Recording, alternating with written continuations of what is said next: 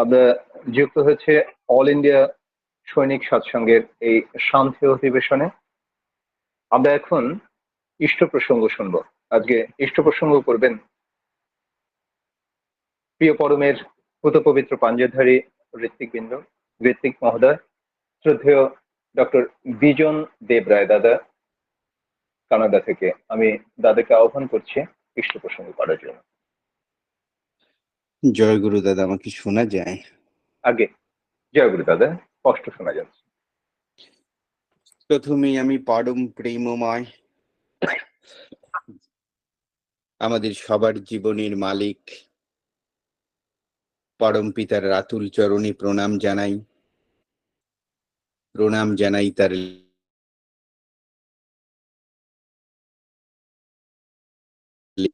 প্রণাম জানাই সৎসঙ্গের প্রধান পরোধা পুরুষ, প্রধান আচার্যদেব শ্রী শ্রী বরদার শ্রীচরণে। প্রণাম জানাই সৎসঙ্গের বর্তমান অভিভাবক, আমাদের সবার জীবনের জীবন্ত প্রভু বর্তমান আচার্যদেবের শ্রীচরণে। প্রণাম জানাই পূজনীয় অবিন্দা সহ ঠাকুর পরিবারের সকলের শ্রীচরণে। আজকে এখানে উপস্থিত পরম প্রেমময়ের পুত পবিত্র পাঞ্জাদারী কর্মীবৃন্দ, অমৃত পিপাসু, অমৃত প্রেমিক, অমৃত পথির যাত্রী দাদা ও মায়েরা, সবাইকে জয় গুরু আর যথাস্থানে শ্রদ্ধা। ইনফ্যাক্ট আজকের এই সৎসঙ্গের সময়টা এত ভালো ছিল, তাই পুরোটা সৎসঙ্গ জুড়ে আমি ক্যাচ করছিলাম। যেহেতু এই সময়টাতে বাসায় রবিবার আমার সকালবেলা সত্যানুসরণ শুরু হয়েছিল যে তুমি একটা চাইতে গিয়ে 10টা চেয়ে বসো না। আলোচনাটা এইটা থেকেই শুরু করি। আমি মনে মনে ভাবছিলাম যে ইনফ্যাক্ট আমি সবসময় ভাবি যে ঠাকুরের আলোচনা তো এই বিশ্ব ব্রহ্মাণ্ডের মালিকের কোন জায়গাটা নিয়ে আলোচনা করা যায়। এই সৎসঙ্গ শুরু হলেই কিছু জিনিস নিয়ে আমি ভাবি। একটা চাইতে গিয়ে 10টা চেয়ে বসো না, খুব পরিচিত কথা। আমার মনে হয় যে প্রতিটা মানুষের খুব পরিচিত একটি লাইন, বহুবার বহুদিন আমরা শুনি কিন্তু মানি না। অখাট্য সত্য কথা যে কতবার যে আমাদের এখানে উপস্থিত মানুষগুলি কত অসংখ্যবার গোনা যাবে না, আর পরম প্রেমময়ীর নিজ হাতে আদরে লেখা এই ভালোবাসার চিঠি থেকে পড়ি। সত্যানুসরণ তো একটি গ্রন্থ না, যে প্রভুর পক্ষ থেকে আমার জন্য একটা লাভ লেটার, এটা ভালোবাসার চিঠি। রাত্র জেগে আমি পুত্র কেমন থাকবো, আমার জীবন চলা কেমন হবে, রাত জেগে উনি নিজ হাতে আমার জন্য একটি চিঠি লিখে গিয়েছেন যে আমি এই করব এই করব। এর চেয়ে বড় প্রাপ্তি তো আমাদের জীবনে হতে পারে না। এটাকে যদি বলি যে পরম প্রেমময় শ্রীহস্ত লেখা একটি গ্রন্থ না, তার পক্ষ থেকে আমার জন্য এটি ভালোবাসার চিঠি। তিনি বলেছে যে তুমি একটা চাইতে 10টা চেয়েও না। কত কিছু চাই আমরা, কত কিছু। পূবাকাশে সূর্য উঠে আমার এর রাত্রিবেলা থেকে আমার চাওয়ার স্বপ্ন আমি সাজাই। এই দিন চাই, প্রতিদিন চাই, স্বপ্ন ফেরি করে বেড়াই, চাওয়া খুঁজে বেড়াই সারা জীবন ধরে, কিন্তু একটা চাওয়াতে নিজেকে স্থির রাখতে পারি না। যেটা পেরেছিলেন প্রধান আচার্যদেব, যেটা পেরেছিলেন ভক্তবর হনুমান, সেরকম তো আমি হতে পারি নাই। যে হনুমান তাকে বলেছে যে না, আমি তোমাকে ছাড়া আমি কিচ্ছু চাই না, এবং মার সীতার দেওয়া উপহার পর্যন্ত ছুঁড়ে ফেলে দিয়েছিল। এবং কারণ একটা ছিল, সেখানে প্রভুর গন্ধ ছিল না, প্রভুর নাম লেখা ছিল না, সেই মালা থেকে প্রভু প্রভু উচ্চারিত হতে পারছিল না, প্রভুর স্মেল পাচ্ছিল না। তাই বলেছিল মাগো যাক যাক, যেখানে আমার প্রভুর কিছুই নাই তা আমি চাই না, তা আমি চাই না। সুতরাং আমার জীবনের কিন্তু লক্ষ্য একটা। দেখেন যে অগণিত একটু বিচ্ছিন্ন কথাই হোক, যে এটা অগণিত নিরাশ্রিত প্রাণ যখন এই পৃথিবীতে ঘুরে বেড়াচ্ছে, এই পৃথিবীতে একটি প্রাণ আসার সময় হলে প্রতিটা নিরাশ্রিত প্রাণ কিন্তু প্রভুর কাছে যায়, প্রভুর কাছে গিয়ে বলে যে তুমি আর একবার আমাকে পাঠাও। সবাই কাঁদে। এবং মানব জনম এত দুর্লভ, এই শব্দটা আমরা শুনি, কিন্তু এত দুর্লভ যেটা ভাষায় প্রকাশ করা যাবে না। যে ব্রহ্মা একদিন বলেছিলেন ভগবানকে যে বৃন্দাবনের ঘাসগুলি এত ভাগ্যবান যেটা তোমার ছোঁয়া পেয়েছে। বলছে যে আমার যদি কোনোদিন জন্ম হয়, তুমি আমাকে বৃন্দাবনের মানুষ করে দিও, কারণ সেই ঘাসে যেন আমি ছুতে পারি, আমি ঘুরে বেড়াতে পারি, সেখানে তোমার ছোঁয়া আছে। তো সেরকম একটা মানব জীবন পাওয়ার জন্য প্রতিটা প্রাণ যখন প্রভুর কাছে যায়, প্রভুর পক্ষ থেকে কিন্তু একটা প্রশ্ন করা হয়, তুমি আমার জন্য কি করবে?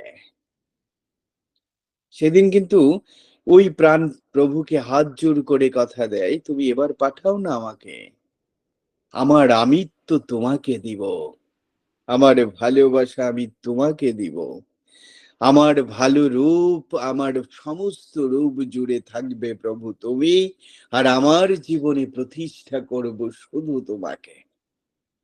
কত অদ্ভুত কমিটমেন্ট প্রভুর পক্ষ থেকে। বলে ঠিক আছে তুমি যাও। জন্ম হলো মাতৃগর্ভে, ধীরে ধীরে বড় হওয়া, 9 মাস 10 দিন পরে এই পৃথিবীতে মাতৃজঠরটা থেকে, জঠর থেকে ভূমিষ্ঠ হওয়া, এটি এটি প্রক্রিয়া। এবং প্রতিটা সন্তান ভূমিষ্ঠ হয়ে কেঁদে বেড়ায়। এবং এর আগে কি ইনফ্যাক্ট এটা রিলিজিয়ান ব্যাখ্যা এবং বৈজ্ঞানিক ব্যাখ্যা আছে, যখন ধীরে ধীরে বড় হয় প্রভুর সাথে সেই মাতৃগর্ভেও আমাদের দেখা সাক্ষাৎ হয়। এবং 7 মাস পরে যখন আমার চোখ ফুটে, চোখ মেলে দেখি এই মাতৃগর্ভের বিশ্ব ব্রহ্মাণ্ড জুড়ে দাঁড়িয়ে আছে এই পৃথিবীর প্রভু, আমি তখন হাত জুড়ে আবার বলি আমি যাচ্ছি, তোমার পক্ষ থেকে আমার জন্য কি বার্তা প্রভু? সেদিনও প্রভু হাসি মুখে বলে, আমাকে কথা দিয়েছো এবার তুমি গিয়ে আমাকেই ভালোবাসবে। আবার আমি বলি প্রভু তাই হবে। মাতৃগর্ভ থেকে ভূমিষ্ঠ হওয়া, চোখ মেলে সন্তান দেখে প্রভু নেই, শুরু হয় জীবনের খেলা। এটি অন্য জগৎ। এই যে আমরা বলি যে জীবিত হলে বাচ্চা কেঁদে দেয়, না কান্না না, বাচ্চা কি কান্না বুঝে নাকি? এই শব্দ তো, এই চিৎকারের শব্দর নাম দিয়েছে আমরা বেঁচে থাকা মানুষগুলি কান্না। সে চোখ মেলে দেখে প্রভু তুমি কোথায়, তোমাকে আমি দেখছি না কেন? আর প্রভুকে না পাইয়ে যে বিশ্ব ব্রহ্মাণ্ডের সুন্দর মানুষটিকে, সুন্দর সৃষ্টিকে দেখে প্রতিদিন বাচ্চা মাতৃগর্ভে খেলা করতো, নড়ে উঠতো, তার সাথে কথোপকথন হতো, সে দেখছে না। এটা অপরিচিত জগৎ। বলে প্রভু তুমি কোথায়? সে চিৎকার দেয়। তখন দাইমা, নার্স, ডাক্তার, এই পৃথিবীর বেঁচে থাকা মানুষের স্পর্শে তার কান্না দূরীভূত হয়, বেঁচে থাকা মানুষের আদরে সে আদরিত হয়, আর ভুলে যায় ধীরে ধীরে সেই প্রভুকে দেওয়া কথা। তাই না?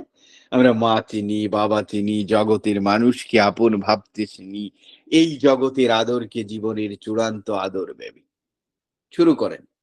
দেখেন সেই 7 মাসে সেই প্রভুর কাছে দেওয়া কথা, 12 বছরে কেউ যদি দীক্ষা নেয় বা যে কোনো বছরেই দীক্ষা নেয় 12 বছরের পরে, সেই 7 মাসে প্রভুর দেওয়া কথা আবার ঋত্বিক দেবতা পুত পবিত্র পাঞ্জা হাতে নিয়ে আবার মনে করালো অদ্য থেকে তোমাকেই ভালোবাসবো, তুমি আমার প্রেমিক, তুমি প্রেমিকা হবে, তুমি প্রিয়তমা হবে প্রভু, তোমাকে ছাড়া আমি আর অন্ধকার অন্ধকার বলে চিৎকার করব না, কোথাও যাব না প্রভু।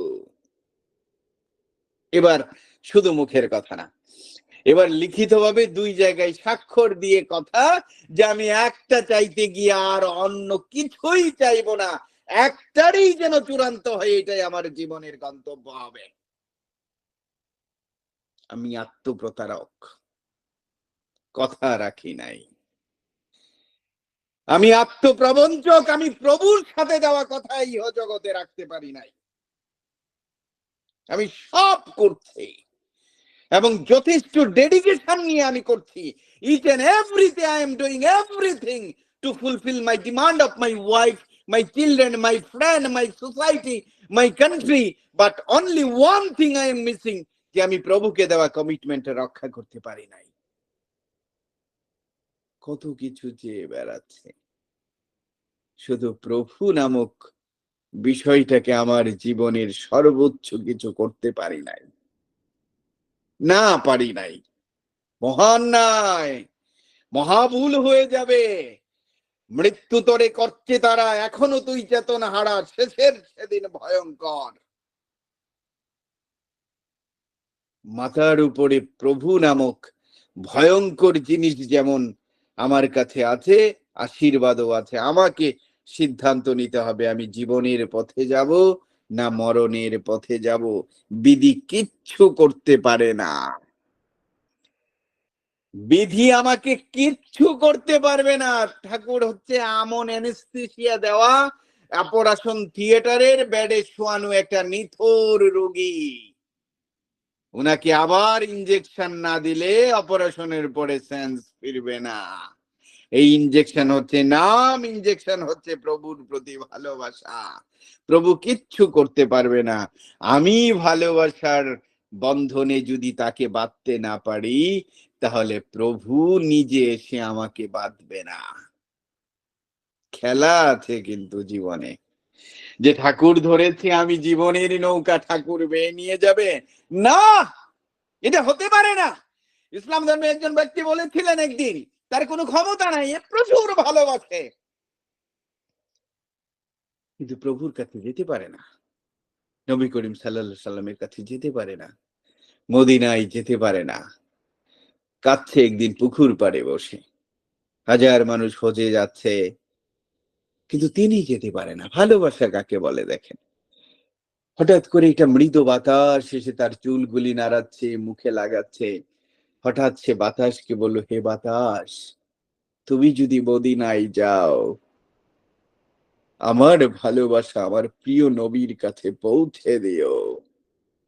এটা হচ্ছে জীবন, যে আমার গন্ধ, আমার বাতাস, আমার শব্দ, আমার দৃষ্টি, আমার মুগ্ধতা সবকিছু যেন তার চরণ ছোঁয়ার অপেক্ষা করে। এটা আমার চাওয়া, এর বাইরে আমার কোনো চাওয়া নাই। দেখেন, এরপর একটু অন্য জায়গায় যাই, যে প্রথম আমি নাম ভুলে যাই, আমি খুব মূর্খ সূর্খ মানুষ, এই ক্ষেত্রে সারা জীবনের সীমাবদ্ধতা আছে। যে মাটি গান গেলেন, যে যুগে যুগে তিনি আসেন, তিনি আর কি, ভালোবাসা তো দুই পক্ষ হতে হবে, তাই না? দেখেন, প্রভু শুধু সারা জীবন আমার জন্য করে যাবে আর আমি কিচ্ছু করবো না, আমি খালি ফল খাবো। আমি শুধু প্রভুর কাছে যাব, আচার্যদেবের কাছে যাব, গিয়ে বলবো যে আমার এই সমস্যা, এই সমস্যা তুমি সমাধান করে দাও। উত্তর পেলে খুব খুশি যে আচার্যদেব খুব মনোযোগ দিয়ে শুনেছেন, আমাকে বলেছে এটা করার জন্য। আমি সুস্থ হয়েছি, গ্রাম জুড়ে, শহর নগর জুড়ে বেড়াচ্ছি যে আচার্যদেবের সরাসরি আশীর্বাদ আমার উপর। স্বার্থপর আমি সেলফিশ, আমি লোভী।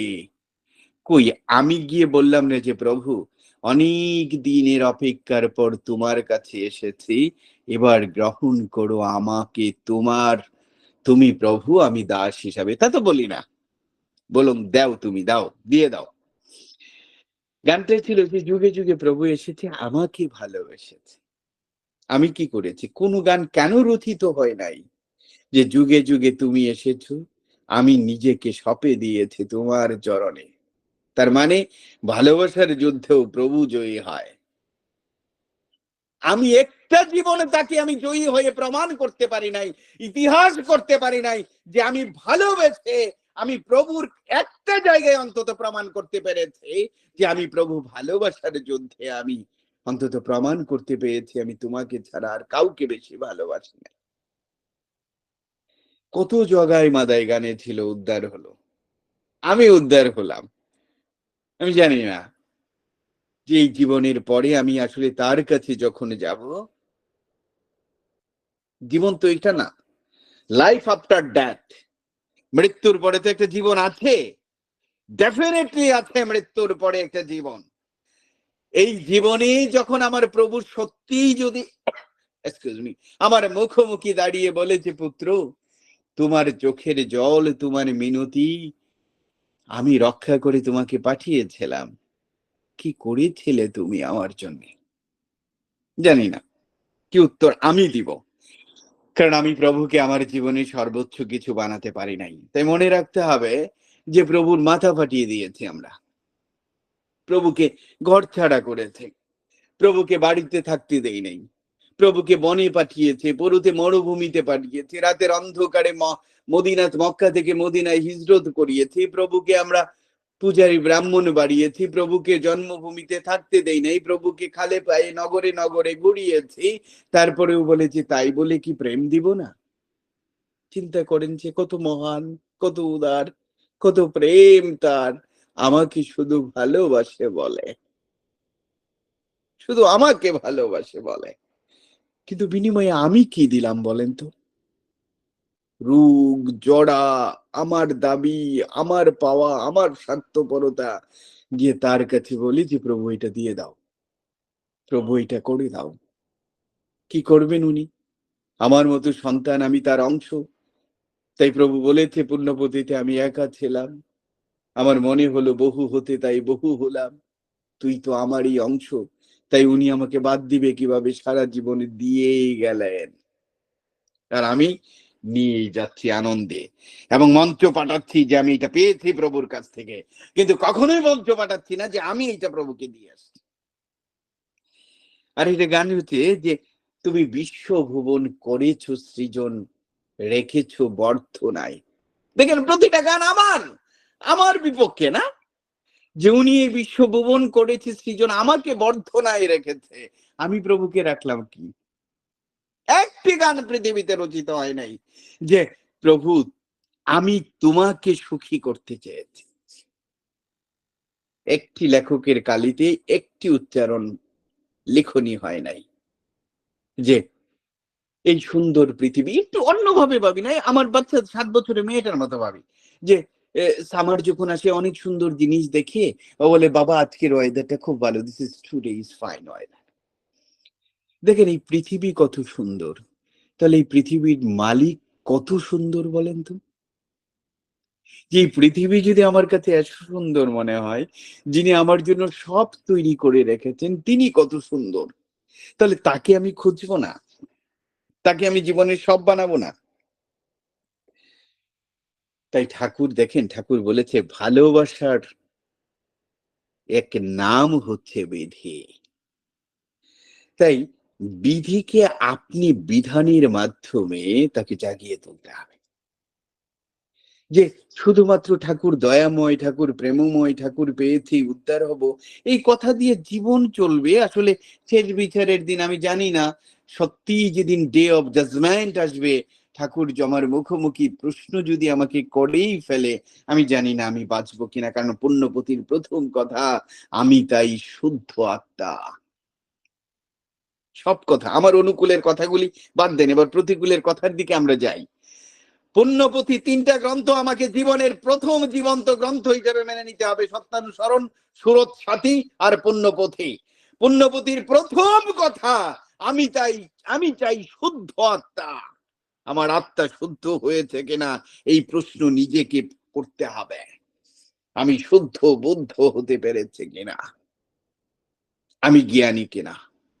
কারণ ভগবান শ্রীকৃষ্ণ বলেছিলেন অর্জুন শোনো, আমাকে অনেক রকম মানুষ ভালোবাসে, 4 জনের মানুষের উল্লেখ উনি নিজেই করেছে, কিন্তু মনে রেখো অর্জুন, দিন শেষে জ্ঞানী আমাকে ধরতে পারে। জ্ঞান মানে আমার ভেতরের মানুষটিকে প্রভুর মানুষ বানাতে হবে, যে আমি যেন তাকে চিনি, আমি তাকে যেন জানি। তাই ঠাকুর বলেছে এবার আমাকে ভক্তির জ্ঞান রূপ ভক্তির জলে আমাকে স্নান করাতে হবে, যে আমার মুখের কথায় আমাকে ঠাকুরকে ভালোবাসলে হবে না, আমাকে এবার জ্ঞান রূপ ভক্তি জলে আমাকে স্নান করাতে হবে, সেই জলে স্নাত হয়ে তুমি তোমার ঠাকুরত্ব লাভ করবে। আমি তাকে জানবো না, তাই ঠাকুরের এত লেখা, এত গ্রন্থ, এত বাণী, এত প্রকাশ এবার নিজ হাতে লেখা আমার জন্য যে উনি দিয়ে গেছে, এবার পঠন পাঠন এর মাধ্যমে সাধনায় সিদ্ধি লাভ করতে হবে। পঠন নাই পাঠন নাই, সাধনা আছে। আমি জানি না, এই দুটা জিনিস, তিনটা জিনিস আমাকে লাগবে। তাই গানগুলি শুনছিলাম, আমার মনে হচ্ছিল যে সবকিছু শুধু আমাকে প্রভু দিয়ে গেলেন। দেওয়ার যুদ্ধে আমি এত পিছিয়ে যাচ্ছি কেন?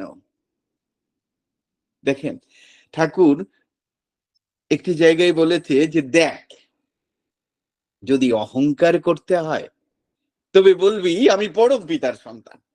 আমার অহংকারের কত বীজ হয়, যে আমি এই, আমি সেই, আমার অহংকারের কত বিষয় থাকে। আমি যখন কোনো জায়গায় যাই, আমি বিনীতভাবে ওনাদেরকে অনুরোধ করি, এটা এটা হয়ে গেছে আমাদের, যে 30 মিনিট থেকে 1 মিনিট পর্যন্ত আমার নাম ডাকার আগে তারা বর্ণনা করে যে আমরা কত কিছু নিয়ে আমার অহংকার করি, কিন্তু সবচেয়ে বড় অহংকার আমি পরম পিতার সন্তান। এর চেয়ে বড় কোনো অহংকার হতেই পারে না। যে আমার যদি অহংকারের বিষয় হয়, আমি মাথা উঁচু করে এই পৃথিবীকে জানিয়ে দিতে চাই যে আমি এসেছিলাম, আমি তাকে পেয়েছি। আমার জীবনের চালক আমি পরম পিতার কাছে করেছি। আমার বুদ্ধির দেবতা বাসুদেবকে যদি আমার জীবনের চালক হিসাবে বসাতে না পারি, তাহলে আমার জীবনের এই অর্জিত এই জাগতিক অর্জন আমার গর্ব হতে পারে না। আমার গর্ব যে আমি প্রস্থান করব না, আমি মহাপ্রস্থানের দিকে যাব। মনে রাখতে হবে যে আমার রথ কি শুধু প্রস্থান করবে, না যুধিষ্ঠির মতো মহাপ্রস্থানের দিকে যাবে। যে আমার প্রস্থান হবে মহাপ্রস্থানের পথে, আমার রথের চালক হবে প্রভু, আমার বুদ্ধির দেবতা হবে আমার প্রভু। তাই তুমি যে পথে চালাবে আমি সে পথেই চলবো প্রভু, এর বাইরে নাই।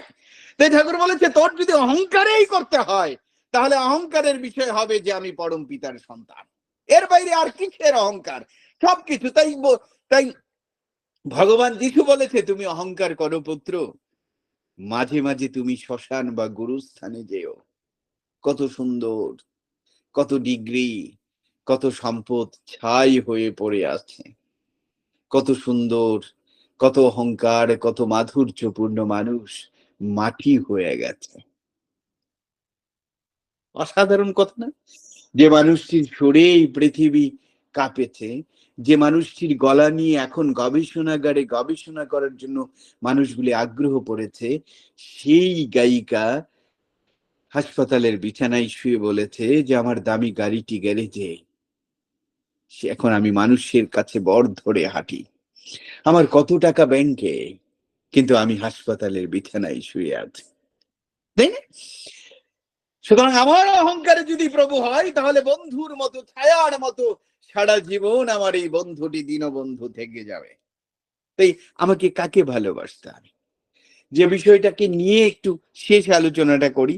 দেখেন, জীবন তো আমার একটা, আমি কোথায় ছিলাম আমি যেমন জানি না, আমার পরবর্তী জীবন কি হবে আমি জানি না। পরবর্তী জীবনটাকে সাজানোর জন্যই তো এই জাগতিক বাগান করা। তাই তো ঠাকুর দেখেন ছোট থাকতে বাগান ভেঙে গিয়ে বলছিলেন যে এত সুন্দর বাগানটা ভেঙে দিয়েছে, অভিযোগ করেছে মার কাছে এসে, মাকে বলেছে যে তোমার অনুকূল মনমোহিনী, তোমার অনুকূল আমার স্বাদের বাগান ভেঙে দিয়েছে। সেই ছোট্ট ছেলেটি আঙুল তুলে বলেছে এখানে বাগান করে কি হবে, যেখানে বাগান করলে কাজ হবে ওখানে বাগান করো দেখে নেই। ওখানের বাগান করা হচ্ছে কিনা আমাদের, this is the question, this is the biggest question. যেখানে বাগান করলে তার গন্ধ আমার প্রভুর কাছে যাবে, যেখানে বাগান করলে তার প্রতিটা বৃক্ষের ছায়ায় আমি অনন্ত জীবনের ছায়া অনুভব করব, সেখানের বীজ বপন করা হচ্ছে কিনা, this is the biggest question. এইটা আমার জীবনের ত্রাষ্টি হওয়া উচিত, আমার জীবনের তৃষ্ণা হওয়া উচিত, যে আমি প্রভুর চরণের বাগানটি আমি করে দিতে চাই। প্রভু যদি জীবনের তৃষ্ণা না হয়, তাহলে প্রভুকে আমি জীবনে খরচ করব। আর প্রভু যদি জীবনের তৃষ্ণা হয়, তাহলে আজকের জীবন প্রভুর জন্য খরচ করব। সিদ্ধান্ত আমার, সিদ্ধান্ত আমাকে নিতে হবে যে আমি কি প্রভুকে খরচ করে জীবনকে সুখী করব, এই 60 বছর, 70 বছর, 80, অথবা জীবনের কষ্টের ঘাটে ঘাটে যাত্রা বিরতি হওয়ার পরেও বলবো যে তুমি যা দিয়েছো সব পেয়ে গেছে প্রভু, আমার সবকিছু তুমি নিয়ে নাও, সব তুমি নিয়ে নাও। তাই না? একটি মার একটি গাভী। ভগবান শ্রীকৃষ্ণ অর্জুনকে নিয়ে বলছে যে চলো নগরের মানুষ কিভাবে আছে একটু দেখে আসি। প্রভুর খেলা তো, প্রভু তো কত কিছু বোঝাচ্ছেন। যে আচার্যদেব কত কিছু প্রতিদিন করে বেড়াচ্ছেন।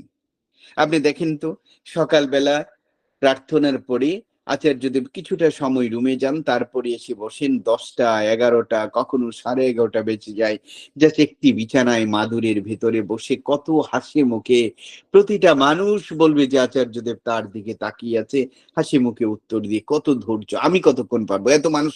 এবং আপনারা যদি আধা ঘন্টা, নিশ্চয়ই আমার চেয়ে বেশি প্রভুকে ভালোবাসেন, আপনারা প্রভুকে অনেক বেশি নিজে অনুধাবন করেন। 1 ঘন্টা প্রভুর কাছে বসে থাকলে মনে হয় 80% মানুষ প্রভুর কাছে যা নিবেদন করে তা নিবেদন করার মতো না। এই কথা সেই কথা, পারিবারিক এই কথা, যেটা সবার সামনে বলাও যায় না। আমার কাছে করলেই তো আমি বিরক্ত হয়ে বলতাম যে এইসব কি কথা বলেন আপনি। আচার্যদেব ঠিক মনোযোগ সহকারে শ্রেষ্ঠতম ধৈর্যের পরিচয় দিয়ে আমাকে শিখাচ্ছে যে সবার কথা শুনতে হয়। সবার কাছে প্রভুর ধৈর্যের কি সুন্দর প্রমাণ, তাই না? সে একটি বৃদ্ধর প্রথমে একটি ধনী বাড়িতে গেলেন ভগবান শ্রীকৃষ্ণ পার্থকে নিয়ে। প্রভু একদম ধনী ব্যক্তিটি খুশি, প্রভু এসছেন তাকে আপ্যায়ন করার পরে ভগবান শ্রীকৃষ্ণ তার মাথায় হাত রেখে বললেন, তোমার সম্পদ আরো দ্বিগুণ হয়ে উঠুক। অর্জুন সেটা দেখলেন। যেতে যেতে একটি বৃদ্ধার বাড়িতে গেলেন, কিচ্ছু নেই, কিছুই নেই, একটি মাত্র গাভী। গাভীটির দুধ বিক্রি করে মাটি চলে, কিন্তু প্রভুকে প্রচুর ভালোবাসে। কোথায় বসাবে প্রভু? মা কাঁদছে, তুমি এলে প্রভু, তুমি এলে। নিজের আঁচল দিয়ে তার একটি কাঠের জলচুকি বলে সেটা মুছে দিলেন।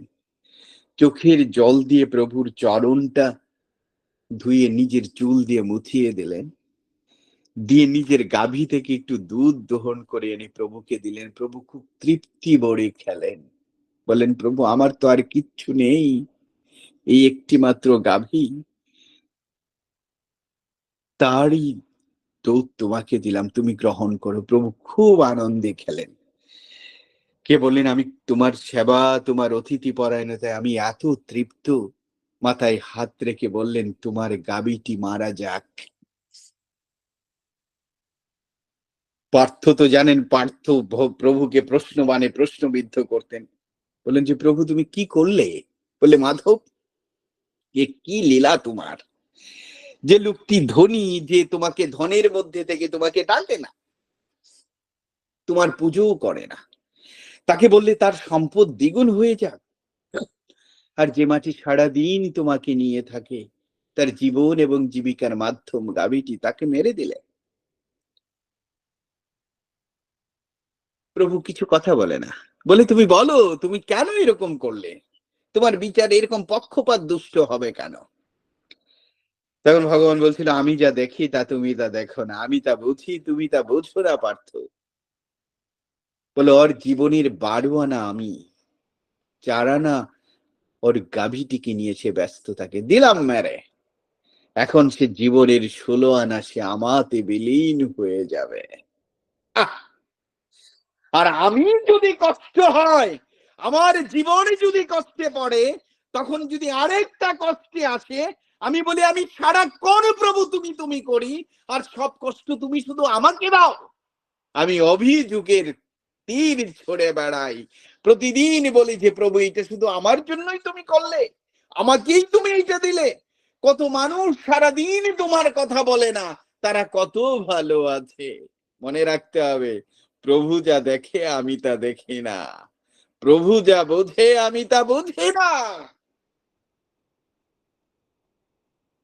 তাই তিনি নামে বিলীন হয়ে যেতে হবে, গেলে বোঝা যাবে প্রভু একদিন না একদিন দেখবেন প্রভু এসে আপনার সেই বৃদ্ধার মতো ঘরে বসবে, আর আমি নিজ হাতে প্রভুর চরণ ছুঁয়ে তার সেবা করতে পারবো। এটা হচ্ছে জীবন। ডেডিকেশন থাকতে হবে। দেখেন, সৎসঙ্গ হচ্ছে, সৎসঙ্গী বাড়ছে, এই পৃথিবীব্যাপী সৎসঙ্গের ছড়াছড়ি। যে আমি যখন প্রথম কানাডা এসি, এখানে জাস্ট প্লেন থেকে নেমে আমি মনে করেছি কেউ আমার নাই। আমেরিকা থেকে প্রথম একটি ফোন আসে, তিনি একজন পূত পবিত্র পাঞ্জাদারি কর্মী ঠাকুরের। প্রথম ফোনটি আমি পাই, যে আমেরিকা থেকে একজন ফোন করে বলে, বিজন তুমি এসছো, আমি শুনেছি। সেটাও পরম পিতার আরেকজন সন্তান।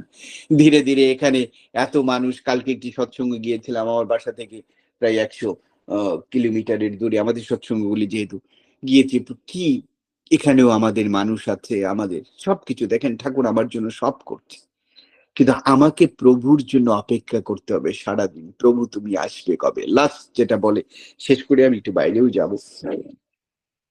আমরা সবুরে মেয়া ফল, একটা পরিচিত গল্প দিয়ে শেষ করি, তাহলে ভালোবাসাটা বোঝা হয়তো যাবে।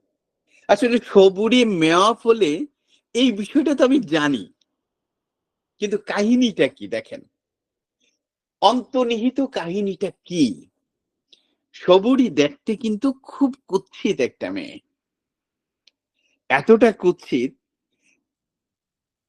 খুব অল্প বয়সে সবুরির বাবা খুব চিন্তিত তার মেয়েটাকে কোথায় বিয়ে দেবে। যাই হোক, শেষে সবরীকে বিয়ে দিলেন। বিয়ে দেওয়ার পরে, আগে যেহেতু ছেলে মেয়েকে দেখতো না, বাবা মার কথায় বিয়ে হতো, সবরীকে বিয়ে দেওয়ার পরে ঘরে আনার পরে তার স্বামী দেখলেন সবরী দেখতে সুন্দর না, সে সুন্দরী না। তো সব ছেলেদেরকে তো কল্পনা রাখি মিলে, বিয়ের আগে সমস্ত ছেলেরা ভাবে যে আমার ওয়াইফ অনিন্দ সুন্দরী হবে। সব ছেলেরাই ভাবে, না ভাবলে আমার মতো মূর্খ তো ভেবেছে। আমি কল্পনা রাখি মিলে ভেবেছি অনিন্দ সুন্দরী মেয়ে আমার বধূ হয়ে সারাদিন লক্ষ্মীর মতো ঘুরে বেড়াবে আমার আনাচে কানাচে। আমার মতো অসুন্দর মানুষও এরকম চিন্তা করে। যদিও দয়া করে একজন বিয়ে করেছে আমাকে, তার প্রতি আমি কৃতজ্ঞ। প্রতিদিন প্রণমী জানাই আমার বউকে, যে আমার মতো একটা বিশ্রী মানুষকে শেষ পর্যন্ত বিয়ে করেছে। সবুরির জামাই তাকে দেখে সকালবেলা এত মন খারাপ করলেন, ছোট্ট মেয়েকে বললেন আমি বাইরে ফল সংগ্রহ করতে যাচ্ছি। ছোট্ট মানুষ বিশ্বাস করলো। খুব অন্তর্নিহিত গল্প আছে সেবা কাকে বলে। মেয়েটি বিশ্বাস করলো তার স্বামী যাবে। স্বামী আর সকাল থেকে সন্ধ্যা ফিরে না। অন্ধকার জঙ্গল, ছোট্ট মেয়ে কাঁদছে বসে, যে স্বামী তো ভয়ে, যে একা, রাত্র হয়ে গেছে, স্বামী আর ফিরে নাই। হঠাৎ করে একটি কান্নার সুর এই জঙ্গলের একজন ঋষি ছিলেন শুনতে পেলেন। এসে দেখলেন ছোট্ট একটি মেয়ে বসে কাঁদছে। বলছে, মা তুমি কাঁদছো কেন? বলছে, আমার স্বামী বলেছে ফল সংগ্রহ করতে যাবে, আসবে বলেছে, কিন্তু সে তো আসে না। সেই ঋষি বললেন, মা গো, তুমি তো এখানে থাকতে পারবে না একা। তুমি আমাকে যদি তোমার বাবার মতো ভাবতে পারো, আমার একটি ছোট্ট গড় আছে কিছুটা দূরে, তুমি বাবা ভেবে আমার সাথে চলো। তুমি ছোট, এখানে একা থাকতে পারবে না। ছোট্ট মেয়েটি অভয় পেয়ে সেই ঋষির সাথে তার নিড়ে গেল। এটি পাতালতা দিয়ে তৈরি করা ঘরে ঋষি থাকে আর প্রভুকে নিয়ে চলে। একদিন, 2 দিন সবরি অপেক্ষা করে, তার স্বামী আর ফিরে না। আর তার বাবাকে বলে, বাবা তিনি আসবে তো? আর বাবা বলে, আসবে মা। অপেক্ষা, বছর যায়, দিন যায়, যেতে যেতে ঋষি মৃত্যুর কোলে,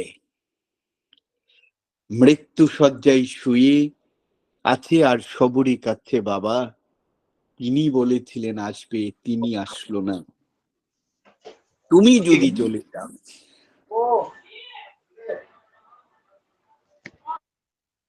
তুমি যদি চলে যাও, তাহলে আমি বাঁচবো কাকে নিয়ে বাবা?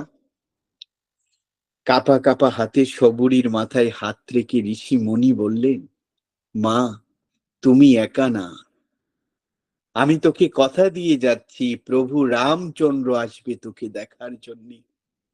তোমাকে আমি একা রেখে যাচ্ছি না বলে মুনিবর মারা গেলেন। শুরু হলো শবরীর একান্ত কষ্টের চূড়ান্ত দিন। প্রতিদিন শবরী নদীতে গিয়ে সে সারা দিন জুকে ফল সংগ্রহ করে শবরী নদীতে গিয়ে ফলগুলি ধুয়ে এনে প্রভু রামচন্দ্রের জন্য পুজো দেয় আর অপেক্ষা করে প্রভু কবে আসবে। সারা রাত জেগে থাকে, প্রভু ঘুমায় না যে প্রভু যদি চলে এসে আর আমি যদি ঘুমিয়ে যাই। সকাল হয়, আবার কাঁদে যে প্রভু তুমি এলে না। শবরী নদীতে ফলগুলি ভাসিয়ে দেয়, চোখের জল নদীতে পড়ে আর বলে প্রভু বাবা চলে গেল, স্বামী এলো না, তুমিও এলে না। এভাবে ৮০টি বছর। এবার শবরী চোখে দেখে না, সোজা হয়ে হাঁটতে পারে না, এই গুজু হয়ে নুয়ে নুয়ে বনের মধ্য থেকে ফলগুলি নেয়, আবার প্রভুর জন্য ফল সাজায় আর কাঁদে, সারা বুক ভেসে যায় কান্নায়। বলে যে প্রভু বাবা বলেছিল তুমি আসবে, তুমি এলে না। কাঁদতে কাঁদতে ফলের কাছে মাথা রেখে ঝিমায়। হঠাৎ করে দেখে নুপুরের শব্দ। চোখগুলি বয়সে ভেসে গেছে, দরজাটা কাপা কাপা হাতে খোলে, দেখে গাছে নতুন পাতা। দেখে নুপুরের ঝনঝন শব্দে লক্ষণ ঢুকছে তার ঘরে, পিছনে তার অপেক্ষার প্রভু। প্রভু রামচন্দ্র এসে কোথায় বসাবে শবরী, তার আঁচল দিয়ে একটি ভাঙা খাটে বসালেন, চুল দিয়ে চুল বললেন আর শুধু বলে যে প্রভু তুমি এলে। তার সংগ্রহ করা ফলগুলি আগে শবরী কামড় দিয়ে দেখছে যে কোন ফলটা মিষ্টি। যেটা মিষ্টি সে কামড় দিয়ে বাকি অংশটা প্রভুর মুখে দিচ্ছে, তার কামড় দেওয়া ফল প্রভু খাচ্ছে আর বলছে প্রভু এলে, তুমি এলে প্রভু, এত বছর পরে কেউ এলো না আমার কাছে, তুমি এলে। বলে প্রভু রামচন্দ্রের চরণে মাথা রেখে শবরী মারা গেল আর রামচন্দ্র প্রভু তার চুলগুলি হাতে নিয়ে বললে তোমার অপেক্ষা, তোমার ধীরতা আমি মুগ্ধ শবরী। সেই অপেক্ষা শবরে মেয়া ফলে। আরে আমার জীবন যাক না, আমার জীবনে কষ্টের পাহাড় উঠে যাক, আমি তারপরে অপেক্ষা করব যে প্রভু তুমি আসবে বলে কথা দিয়েছিলে। এবার জনমে প্রভু গো তুমি হবে আমারও সাথী। আমি জনম জনম তোমাকে চেয়ে দেখেছি, কিন্তু এবার জনমে প্রভু তুমি আসবে বলে আমি প্রতিদিন অপেক্ষার ডালি সাজাই, কবে তুমি আসবে। তাই একটাই চাই, এর চেয়ে বেশি কিছু চাওয়ার দরকার নেই। আপনারা ভালো থাকেন, পরম পিতার কোলে থাকেন। আমার সমস্ত পবিত্রতা দিয়ে প্রভুকে প্রার্থনা জানাই, এসো প্রভু, বসো প্রভু, হৃদয়ে পেতেছি আসন তোমারও লাগিয়া, আমার দেবতা তুমি বসিবে আসিয়া। জয় গুরু সবাইকে।